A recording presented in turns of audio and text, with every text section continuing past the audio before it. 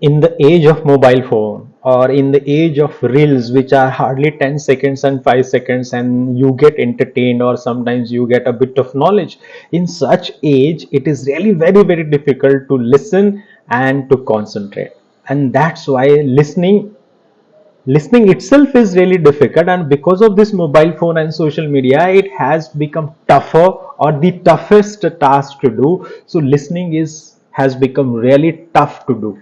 So what are the different things that are really adding to the toughness of this listening, why listening is becoming difficult for all of us, we will see in this video. And directly or indirectly we will also learn how to avoid all these things, because the things that hamper your listening, the same thing, if we avoid them, that will definitely make it easier or facilitate our listening. And once we listen with concentration, by default our skills, our knowledge and our personality enhances. And that's why it is very prerequisite, very important, pivotal to understand what are the different things that are hampering or affecting our listening. So the first thing that affects listening is noise. Noise may be anything: physical noise, mental noise, the noise within us. So noise is nothing but anything that obstructs listening and in a way obstructs understanding of that oral message. So noise can be anything. It's a barrier, it's a huge barrier. Sometimes you can feel it, sometimes you can see it, you sometimes you can listen to it. And the noise which is abstract, it is really very difficult to avoid such abstract noise. Now you will ask me, what is this abstract noise? Noise means obviously recently because of Diwali we could understand that a huge noise was created, the noise pollution because of the honking and all, the bells that we ring, the horn that we keep on honking in traffic, there is the firing sound of the silencer and all. So all these noises you can obviously listen, they are concrete, but there is one really difficult and tough noise which is within us, that is very difficult to control. So first of all, let us understand what are the different noises that affect our listening, and they create a huge challenge for all of us to listen. And if our listening is not happening, obviously learning will not at all happen. So the first thing, that is physical noise. Physical noise means, imagine right now I'm talking and aeroplane is passing by. Because of that huge loud noise, obviously whatever I am speaking you won't be able to hear or listen. So this is physical noise. Sometimes the dogs keep on barking wherever the area in sector 18 Kharghar that I stay. A huge population of these stray dogs is there, and they keep on barking, they keep on fighting, and because of that noise sometimes it is really difficult for me to record the videos. Even right now, whatever video I am recording, I have simply closed all the windows so that the outside noise do not come. So this is what we need to do. The physical noise which is there in the atmosphere, if we can control it, for example, someone, our neighbor is playing the music on loud note, and we are not able to concentrate on our reading and listening, we can go and ask the person that please lower the volume so that you can concentrate on your listening. Similarly, if any activity, any industrial activity is going on, maybe someone is grinding machine is working, or someone is simply using hammer to hammer anything that he wants to break, and because of that loud noise you won't be able to understand and listen to any lecture or any session. So in that case, this is the physical noise, and physical noise can be avoided. We can request the person, those who are creating noise, to stop it, and so that you can concentrate.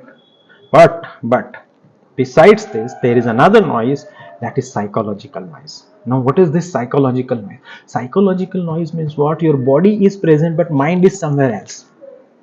Inattention. You are not paying attention because you are busy somewhere else.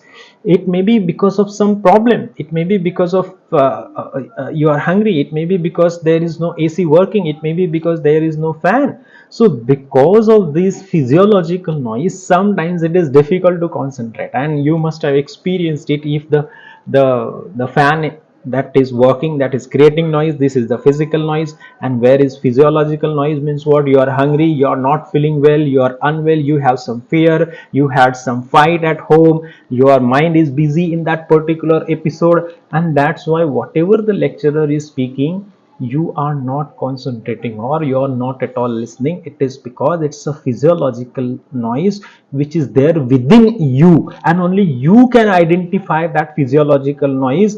And once you can identify that your this particular physiological noise is hampering and affecting your listening, you need to concentrate. You have to deliberately put in so much of efforts to concentrate, because you know that the lecture that is being delivered, it is important, and not what happened to you during your journey. Maybe in the local you had a fight with your fellow passenger. Obviously the passenger might have bashed you or given you bad words, and obviously your mind is busy over there. Or maybe you had a fight with your classmate, or maybe the teacher has insulted you and your mind is stuck over there, but you're not paying attention to what the teacher is saying. That is your physiological noise only. It is in your control. Though it is on emotional level, though it is on mental level, you have to put in so much of efforts, because the lecturer will not be available for you 24/7. That's why it is very important that whenever you interact with any person in your social situation, in your personal situation, or maybe in your professional situation, you have to control this physiological noise. Doesn't matter you're unwell, you have to take care of yourself. Doesn't matter you have some fear, you had some anger, anything that is within you, you have to control. This physiological noise is one of the barriers that affects your listening, and you have to eradicate it so that you can concentrate and you gain more knowledge and skill. There is another noise, that is semantic noise. Now what is this semantic noise? Sometimes the speaker uses a tough word and you don't understand it as a listener, because you haven't understood or you haven't been exposed with that particular word. And that's why, because of this technical jargons, because of this particular word which is not knowing to you, you are not knowing that particular word, and such word, by the time you can guess its meaning, the speaker has already spoken 3 4 sentences, and that's why you don't understand what the complete message is. So this semantic noise is nothing but any technical jargon that is used by the speaker, and you keep on guessing its meaning because you are ignorant about the meaning, you don't understand. So this semantic noise also affects your listening. So and moreover, it is not in your hand as a listener, it is not in your hand, it is in the hand of the particular speaker who is using a technical jargon. For example, if I say that you have to just service your CPU. Now service your CPU means what? If I'm not having that background of computer, I will not understand that the person is talking about my brain, because the CPU is the brain of the computer, but I may not understand it. So as a speaker, when you speak, you must make sure that you don't use any semantic jargon. But again, it is not in the hand of the listener. So listener has to put in so much of efforts.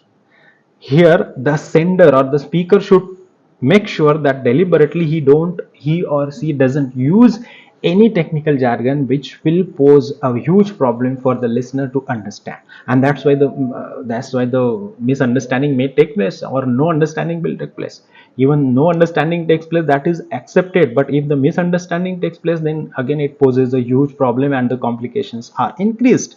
And that's why this semantic noise should also be avoided. Sometimes some people use such a unique word or such a foreign language. Sometimes some people use some Sanskrit words in between, and because I don't have the knowledge about this Sanskrit language, I may not fathom what the person is talking about. Sometimes some people, they mispronounce, because in India you have different varieties of Englishes. For example, right now whatever English I am speaking, you may not be comfortable with it, but whatever my background is there, being born and brought up in Marathi family, the pull of mother tongue is bound to be there, and because of that, sometimes as a speaker, I am bound to mispronounce some words, and that also poses a problem in understanding, because the listener is not aware about that particular pronunciation. For example, some speakers say e-school. Now e-school means, e means online school, is he talking about, or school, school? So because of the mispronunciation, many times the message may not reach to the listener, and that affects the listening, that affects the knowledge. That's why, as a speaker, as a sender, you must make sure that your pronunciation is standard, you're using a very easy language, you're not using any technical jargon, you're not using any unique word that may pose a problem of understanding for the listener. There is there are some another problems, that is distraction. Distractions nowadays because of the mobile phone, almost everybody is distracted, including me.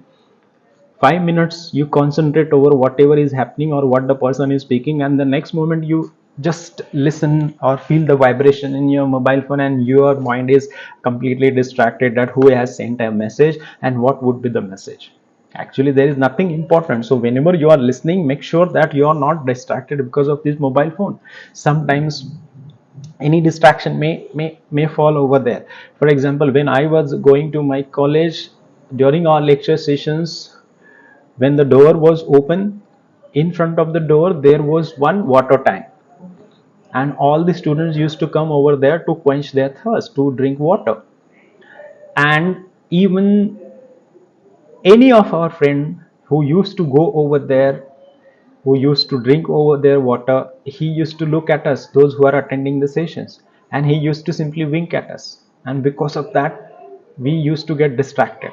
And our teacher understood that because of this open door, some outside students, they are distracting my students, so the teacher started closing the door when he entered.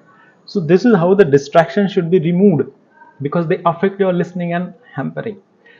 This hampering affects your knowledge quotient, and once you get less knowledge, incomplete knowledge, incomplete knowledge is very dangerous. The story of Abhimanyu. He simply knew how to break open the chakravyuha, but how to come out of that particular chakravyuha he didn't know, because of this less knowledge. Because of it was the problem of listening, because when he was listening in the womb of his mother how to break open the chakravyuha, it was being narrated by Sri Krishna. He understands it completely because he was listening. But by the time Sri Krishna could tell how to come out of that Chakravyuha, Abhimanyu's mom was sleeping.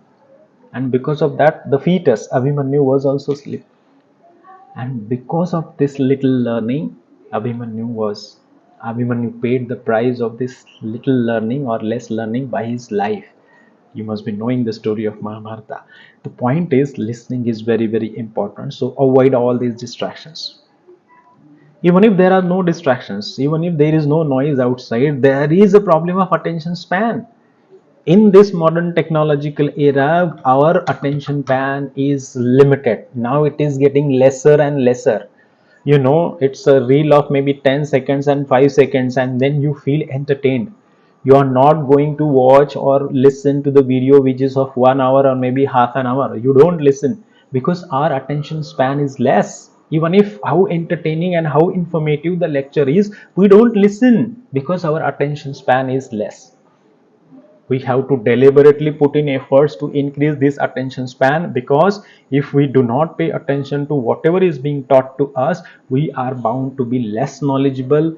And once you are less knowledgeable, obviously it will take you to nowhere. And that's why we have to increase our attention span. Though it is not in our hand, we have to deliberately put in so much of efforts. So this attention span is also another problem in listening that affects or hampers our listening. The next problem with listening is the bias. Now what is this bias? There are so many people in the era of this mobile phone, they feel that I am omni knowledgeable, I have the knowledge of each and every subject, so I don't want to listen to any speaker. Even if the speaker has some different idea, some different treatment to the same topic, we don't listen to that particular idea because we have this particular bias that I know everything. And because of this bias personal attitude, we don't listen, and that affects. So herein we must make sure that we listen to any speaker with clear mind. Clear mind means don't feel that you are knowledgeable, don't feel that whatever the speaker, and the bias may work against the speaker also. Sometimes you don't like particular teacher or particular speaker, and that's why you don't listen. Doesn't matter the person is talking some sense, we don't pay attention to because we don't like the person or the source. Sometimes we have our complete faith in one particular religion, and if somebody is talking about some different religion, we just close our mind and we don't listen. This is also another bias that affects the listening. And because of that, whatever is something good about other religion, that person or the topic that is being discussed, because of our personal biases, sometimes we don't listen. So herein we have to make sure that be neutral. Do not opine about the topic of discussion. Do not have any negative bias about the speaker or the source of the information. do not have any bias about the topic or discussion, and if we simply face any session or any lecture which is oral with zero biases, we are bound to listen. And if we are not giving it proper, if we are not taking proper measure to eradicate all these biases, obviously listening will not take place. Sometimes the listeners, they have the apprehensions. The apprehension means inferiority complex. For example, I am completely ignorant and I have some fear about mathematics and statistics. So I know that even if the person is going to teach something of mathematics in Marathi language, which is my mother tongue, but I have my apprehension, my fear, that I don't know ABC of mathematics and statistics. So I will simply either not go to attend that lecture, or I will, if I am sitting over there, I will simply close my mind, because I know that this is beyond my capability. It will be a kind of bouncer and beamer for me, because I don't know the subject or the topic, or I simply dislike it.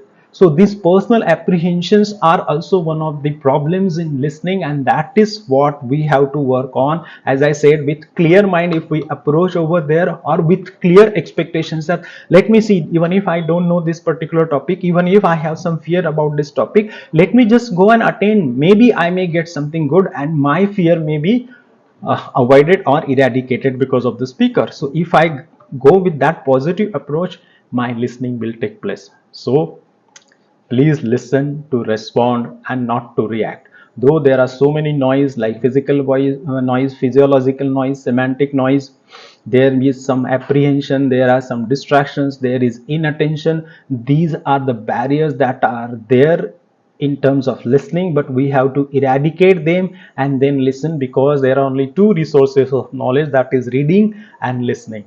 So why to waste it? Good luck. Thank you.